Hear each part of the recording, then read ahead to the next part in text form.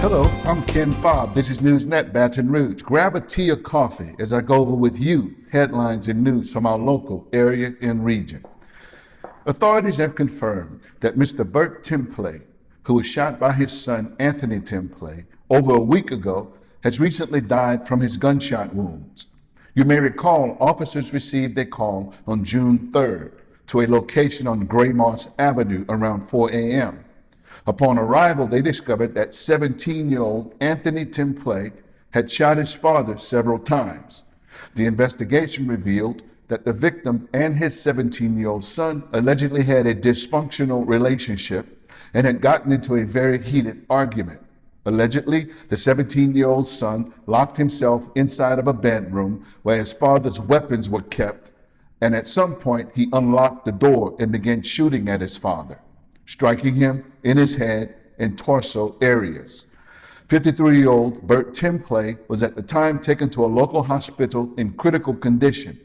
His teenage son, Anthony Templey's criminal arrest charge has now been upgraded from attempted manslaughter to manslaughter as a result of his father dying recently. In the city of Zachary, 2 men have been arrested in connection with a deadly shooting that took place on Saturday morning around 11 a.m. Deputies responded to a call about a shooting in the 9600 block of Lemon Road in Zachary. 23-year-old Deshaun Sensley had been shot. He was transported to a nearby hospital but eventually died.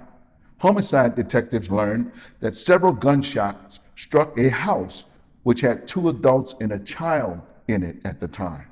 It was also discovered that 2 brothers, Denzel Jones and Bruce Jones, got into an argument with the victim and drove to his home on Lemon Road to confront him. Eventually, a gunfight began between the Jones brothers and the victim, Deshaun Sensley. Sensley was shot and later died from gunshot wounds.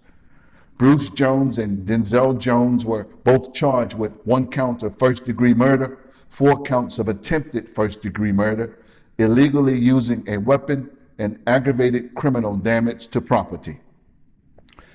As a result of the Louisiana Department of Revenue's request, Judge Michael Caldwell of the 19th Judicial District Court in East Baton Rouge Parish has issued an injunction against Joseph Gillies, a former Baton Rouge income tax preparer. The injunction requested by the Louisiana Department of Revenue through Judge Caldwell prohibits Joseph Gillies from preparing other people's state income tax returns and federal income tax returns. The injunction was issued on May 29, 2019, and it bars Gillies permanently from preparing any tax returns other than his own. This all emanates from when he was arrested back in January of 2017 on felony charges. These charges accused him of using ghost companies and fake business losses to claim more than $750,000 in fraudulent tax refund payments.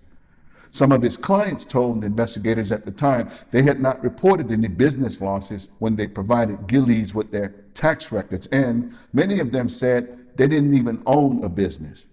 Mr. Gillies did eventually plead guilty in October 2018 to 1 count of tax evasion. Judge Caldwell's injunction prohibits him from ever again engaging in a tax-preparing business in the state of Louisiana. Finally, Mayor Sharon Weston Broome and her staff are encouraging the entire community to assist in the gathering of damage reports needed to assist those in need in the recovery process from the recent heavy rainfall and flooding which took place last week in our area. Therefore, damage assessment forms are now available for residents.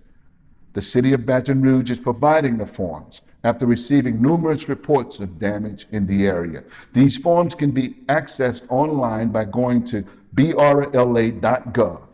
Citizens are also encouraged to report any weather-related damages to their property online at brla.gov/damageassessment.individuals.